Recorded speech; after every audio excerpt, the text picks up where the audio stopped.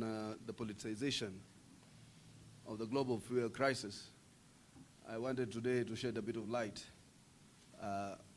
on the Kenya Kwanza BBG government's position on this ensuing debate. And one of the reasons it is incidental upon us to keep responding, and I will beg your indulgence, I will call you for more and more media press conferences, is because, you know, the president, the deputy president, the CSs, and all government officials are working very hard. But you see, Kalonzo, Rigiji, they leave home and go to press conferences. So I want to ensure that we do not disrupt the work of government. So we will take up a significant part of trying to respond to their politicization on all matters, from housing to SHA, to now the fuel crisis, to end every matter under the moon or under the sun. I'm joined here by part of the team, but more not the Deputy Executive Director. Most of you are known to him, know him, Mr. Brian Higgins Bugwa. Also joined here by Director Sam Mwangi, who is in charge of our membership, in charge of our logistics. We're also joined here by Director Nathaniel, who is the head of our communication. Let me start. The attention of the United Democratic Alliance, UDA, has been drawn to a rather amusing media conference staged yesterday by several members of the callous, clueless, and deceitful opposition. Let me start by describing the press conference's content as deceitful, amusing, given that most of the details were outright lies, laughable, and a calculated misrepresentation of facts well within the opposition's personality's scope of knowledge. At the outset, I wish to reiterate the government has been undertaking concerted effort to cushion Kenyans from the effects of high prices of imported fuel products. For the opposition figures to exploit a global geopolitical challenge for their political experience speaks volumes about their character, lack of depth, deceit, and selfish nature. Towards this end, the government, through the Petroleum Development Levy Fund, has availed Kenya shillings 6.2 billion to stabilize the pump prices to mitigate further escalation. Additionally, the value-added tax on super petrol, diesel, and kerosene has been reduced from the 16% to 8% to further cushion consumers from the high landed costs. As a result, the super petrol, diesel, and kerosene will now retail at 197.6, 193.63, and 153.678 shillings, respectively. Kenyans, like many of its peers across the world, is experiencing the ripple effects of the global energy market disruptions occasioned by the ongoing war in the Middle East. The remarks by the clueless and misguided opposition that the crisis has been manufactured by domestic policy are false, malicious, ill-advised, discordant, and markedly superficial, reflecting a profound deceit in global policy comprehension and an analytical rigor. An opposition populated by ethnic chauvinists, lacking an agenda for Kenyans and struggling to stay relevant at all costs. It is instructive to note that while oil prices have remained extremely volatile in the international markets, our G2G arrangement, or the government-to-government arrangement, has ensured the continued security of supply of petroleum products, while at the same time delivering maximum benefits to the country. By a very good margin, we want to reiterate that the G2G arrangement has also helped to address the US dollar liquidity challenges and the exchange rate volatility that were previously choking the economy.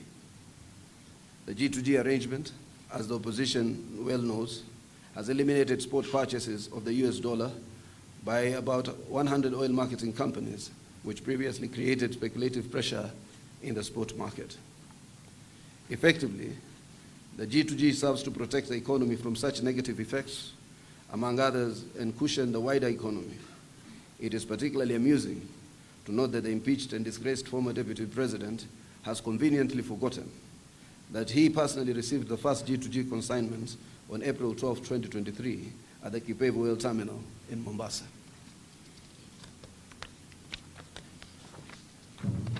At the event, the impeached Deputy President addressed the public with a reasoned, detailed speech in which he celebrated the arrangement. Today, in his characteristic bitterness and for selfish political motives, he misleads the public with outrightly defamatory accusations. Alongside the impeached Deputy President was former Attorney General Justin Muturi, who has conveniently forgotten that he authored and produced the necessary legal clearance for the G2G arrangement on the 10th of March 2023. In his letter as the principal legal advisor, Muturi unequivocally and willingly provided the green light to execute the G2G Master Framework Agreement.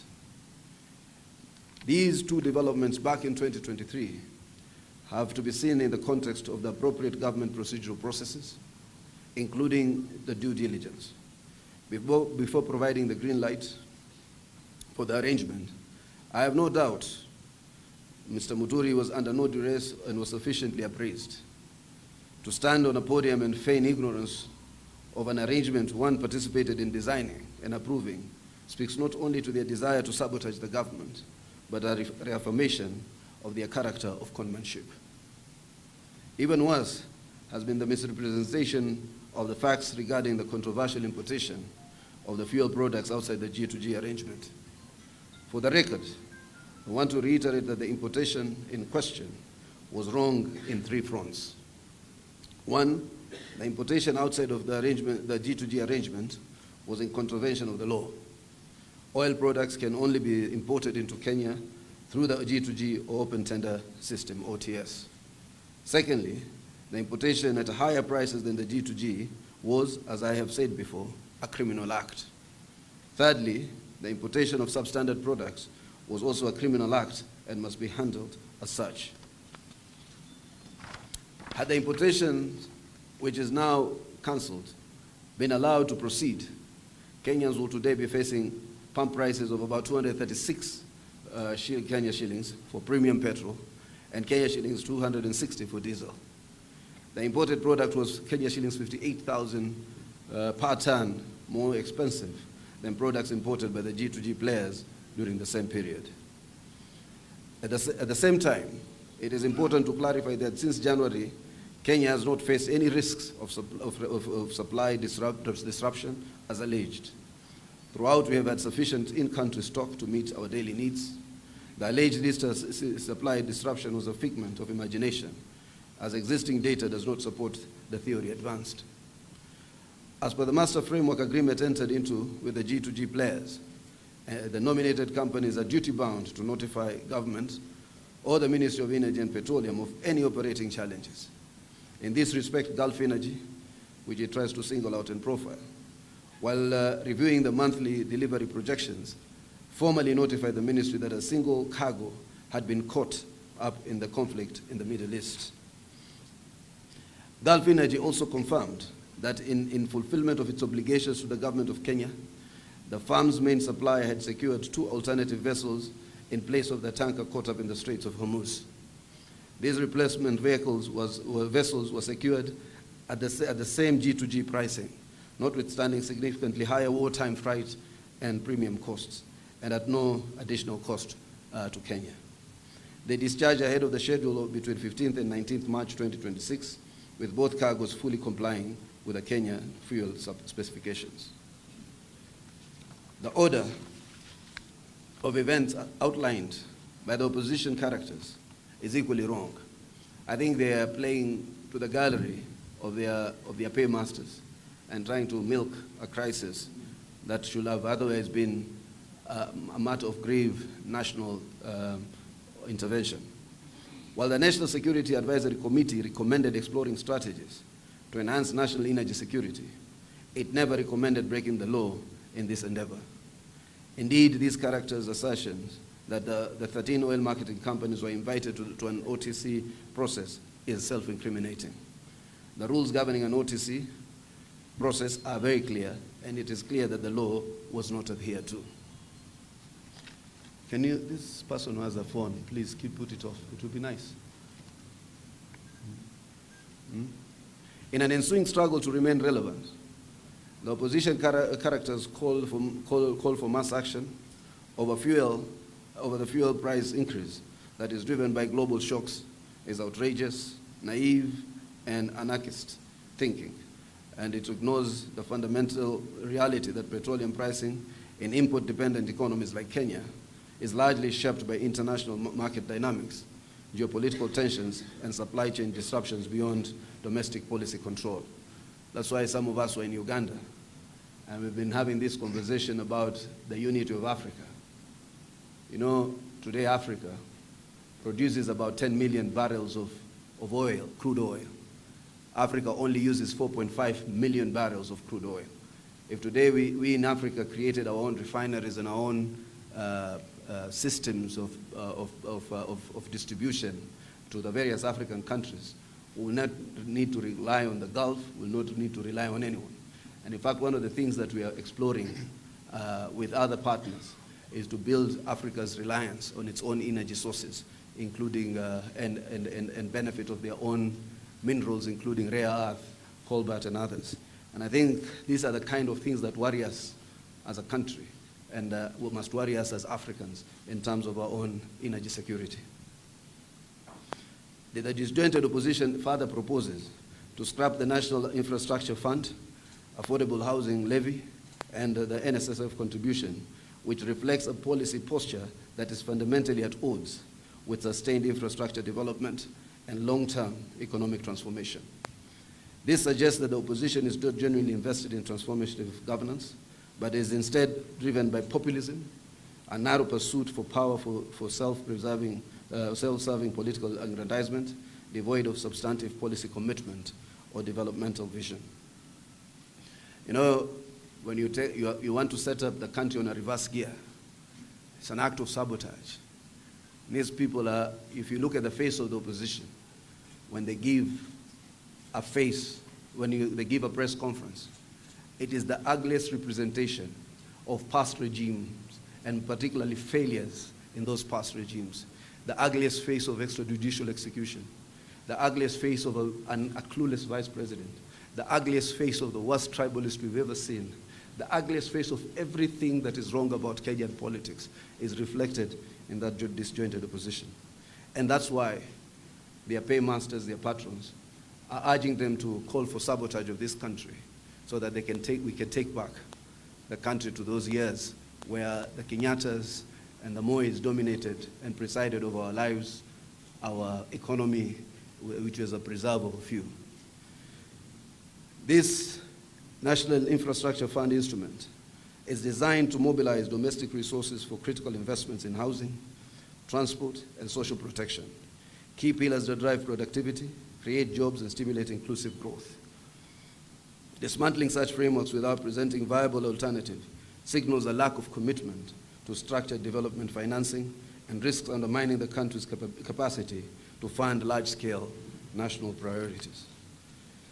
You know, an opposition which tells the president not to pursue taxes, an opposition that tells the president not to go for debt, an opposition that tells the president not to, and the government, not to pursue the national infrastructure program or process.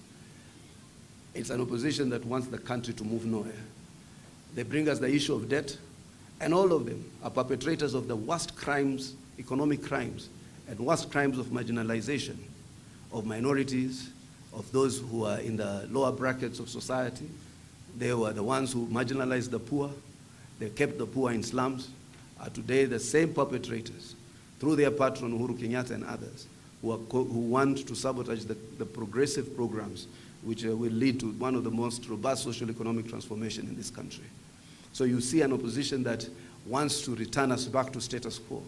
They have seen how we have navigated a very harsh terrain by the recollection of the very Azimio members.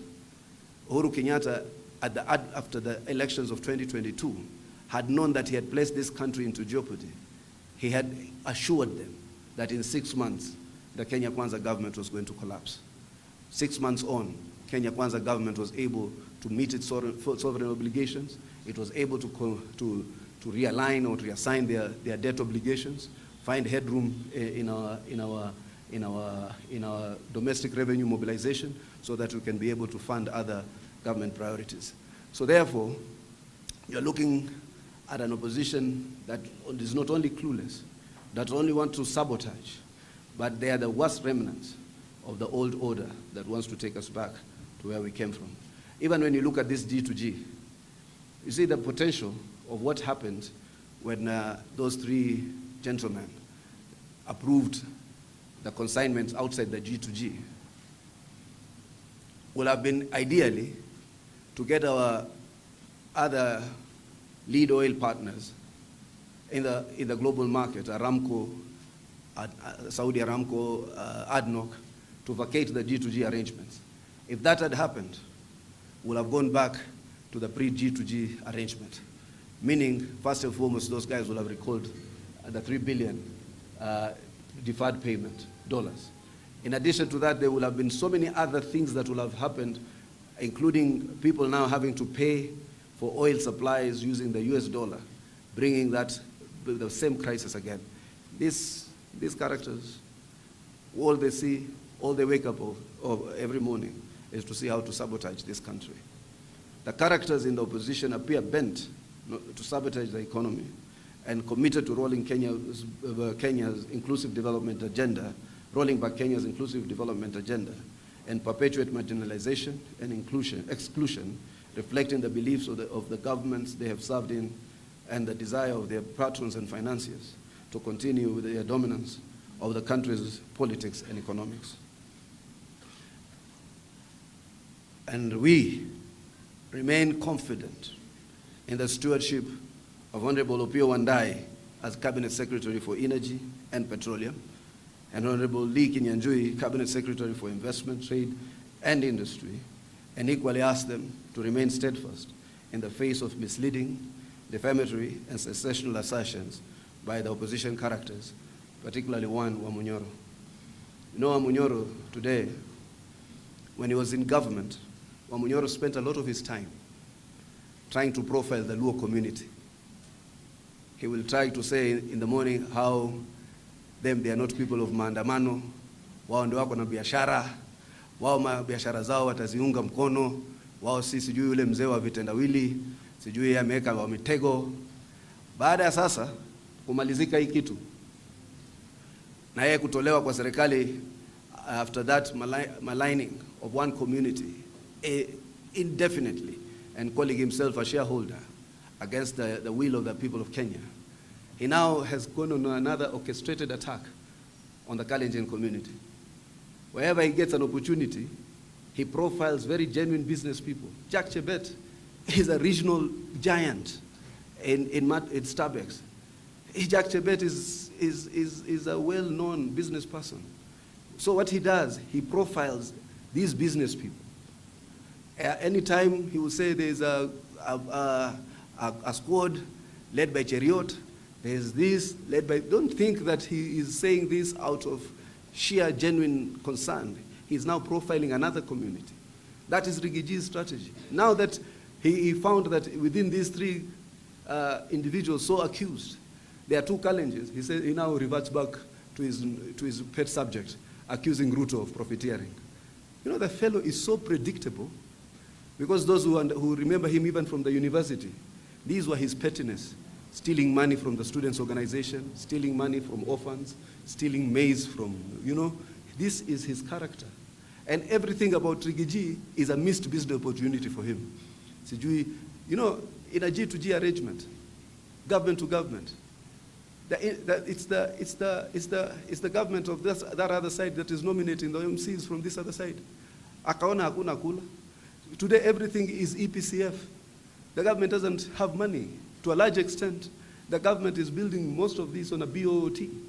Build, operate, own, transfer. The roads that are coming up, the infrastructure that is being put up, it is being put up on a BOT arrangement, EPCF. You bring the finance. So it is no longer, you know, most of these men and women who served previous governments were beneficiaries of tenderpreneuring. Tenderpreneuring has ended, and now constantly they look at everything and try to malign it because they have no other agenda. They have no alternative. They present no alternative program. And Rigiji profiles and profiles and profiles every community. He picks on a young lady from the coast region called Fahima, profiles her that she's being set up to steal an election. Calls Ethakan, profiles him. You know, we have been patient as Kenya, as the people of Kenya, but will not allow a bitter tribalist to wake up every morning and think about name calling of people that he believes he needs to malign because he's trying to talk to a constituency out there that he's inciting ethnically. So we're also getting to that point where there is a genuine national crisis. It cannot be that you know, the government averted a crisis. Can you imagine this Rigiji being in this government still? So let him fact check where he can, but he must qualify his statements. We must now respond to his statements with facts. That's why today I've given a fairly comprehensive statement to rebut a lot of the misconceptions they continue to create. You know, hii nchi si mtu mmoja, we are getting concerned that one person will wake up every morning, pick on a subject matter, malign one person after another, and think he can get away because there's a community or some people he appeals to that he will ask to the streets. He's asking for mass action of an international fuel crisis. If Rigiji was sincere, the same way once upon a time he called on Trump to arrest certain people from Kenya, Rigiji should be calling for mass action against Trump and the war criminal Netanyahu. Those are the people who created this crisis, not William Ruto, not the people of Kenya, not trying to put young men to the streets to come and loot and destroy property. Those are the people you should be calling for mass action for. Lakini wajua ukiwa maumau bandia, hii ndio kazi unafanya. Vitisho vya urongo na kutisha wale ambao unafikiria hawezi kufanya kitu. Finally, I wish to take this for taking progressive steps to navigate the prevailing challenges and cushion consumers from the adverse effects of the international oil price shocks. And this I want to assure the people of Kenya. I think the government is extremely compassionate. It appreciates the crisis that we have been driven to by the illegal war in the Middle East.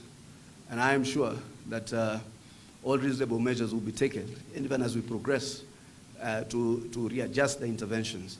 But at the same time, maybe also to be part of the international effort to end this crisis so that we can reset back to our normal lives across the world. Yeah, a lot of shocks have been witnessed across Africa and across the world. There are shortages in Nigeria, which is an oil-producing country. There are shortages in Tanzania. Egypt is rationing. I'm talking about the economies that the prices have gone up across the globe, and I think it is not a Kenyan Kenyan problem uniquely, but Kenya must be part of the solution also on the global arena in the geopolitics of this country by putting reasonable pressure on those who have started this crisis to end it so that we can be able to reset back to our normal lives. And I know that opportunists, demagogues, tribalists like Rigiji with no agenda will look for every opportunity to try and cash in crisis, because mine as a program, every crisis is an opportunity, because you have never been a nationalist. One can never call you to duty to being a nationalist. So therefore, those are my many remarks on behalf of the party. You have something to add? Unless we will invite some few questions and then call it a day.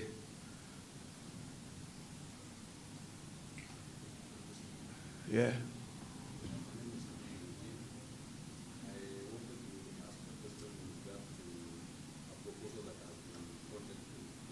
By who? NDINDI NYORO, you go and ask NDINDI NYORO. But you know why? One of the reasons I don't take NDINDI seriously. I have never seen someone in my lifetime fighting for the rights of the marginalized people of this country, those who've been economically excluded, who is so vicious in entitlement like NDINDI NYORO. NDINDI NYORO was chairman of the budget committee, allocated roads for himself, did everything to build Kiharu and part of the larger areas. Then NDINDI NYORO now doesn't want us to take debt so that Endorois, Turkanas, Somalis, Gabras, Boranas, Giriamas, maendeleo isiwafikie ili mtutu wa jinga. Huyo mwambie his business is nyumbani. Kenya, Africa is never his business. So hiyo proposal yake enda upeleke kwa TV. I will not take any proposal from him. Okay, as long as a different one. You know, you see, you can't allow this country to be run by a bitter man who has been removed from the finance committee, who has illegally appropriated or procedurally appropriated development to himself and wants to deny those of us who for the first time are seeing the fruits of government whatever programs. Hataki tuchukue deni, hataki tulipishe kodi, hataki tuwe na infrastructure fund. Alafu mtutu wa jinga, tusiwe na maji, tusiwe na mashule, tusiwe na kawi, tusiwe na afya, tusiwe na manyumba. Alafu useme wale watu ya coast ni wavivu, wajinga, wale waluya ni watu ya kuosha macho, wale wajaluo watakukojolea. Mwache hiyo bana. Achana hiyo watu I can tell the mindset of someone. Africa is not his business. He very ruthless tribalist. How do you explain that we have fuel in Kenya going at higher prices compared to the internal economies? Because you see, that's first not true. The fuel spike. You know when Kenyans here in the last fuel hikes were saying that fuel was trading higher in Kenya than in East Africa, in the rest of the region. I was actually in Tanzania because I am a Iyala Member of Parliament who operates from here and Arusha. And I'm feeling fuel and it's more expensive. So I keep using almost all manners of exchange rates. Because you know these people, so you give me those set of fuel prices. And then also realize one thing. Kenya gets a lot of its products at a higher price. Reason being, in the global market arrangement, Kenya is taken to be a middle-income economy. Even the way people sell things to us is fundamentally different. How the world views us is fundamentally different. Tanzania are our brothers, but they fall in the category of the least developed countries. They get their products cheaper, they have more rebates, they still have development finance, they still, grants, things that we are no longer in that space. But compare alike for alike. So, you know, you abrogate yourselves this pseudo just because you choose to hate a country and to hate your president, you start abrogating yourself pseudo economics and don't dig on the facts. Siku ile tunaambiwa, fuel ilikuwa more expensive hapa Kenya kuliko Tanzania. Mimi najaza gari yangu Tanzania, hata nimeweka half tank because nikajua nikifika mpaka nitapata cheaper fuel so that I can just leave Arusha to Namanga. So they're innuendos and the mudsling. You come here to a press conference of this standing to ask us NDINDI NYORO proposal. Hey, vipi bwana?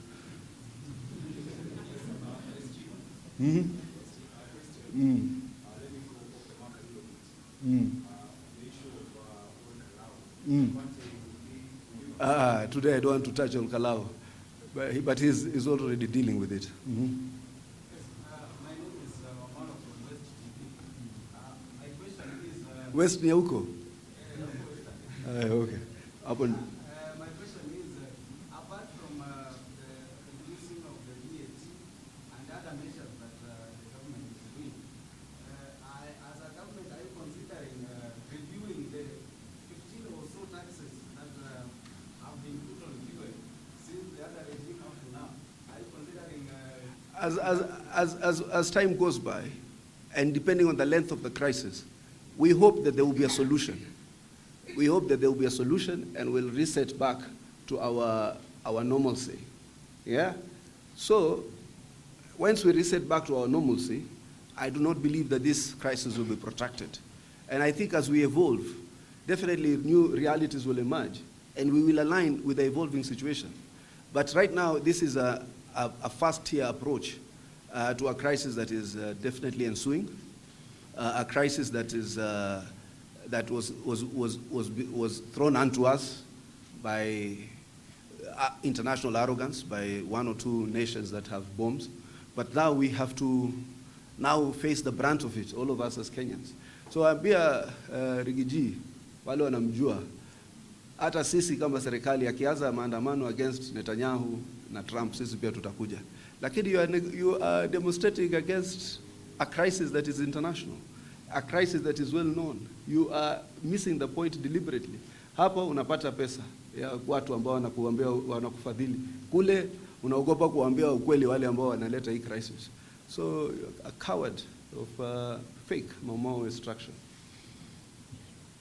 So I'll take one last one. I saw one extra hand. I mean, that was not a hand. Okay, Sisi, I think we have done well, and we are very grateful, reassuring to the people of Kenya that everything is being done to ensure that this crisis does not run out of control. Asanteni sana, Mungu akubariki.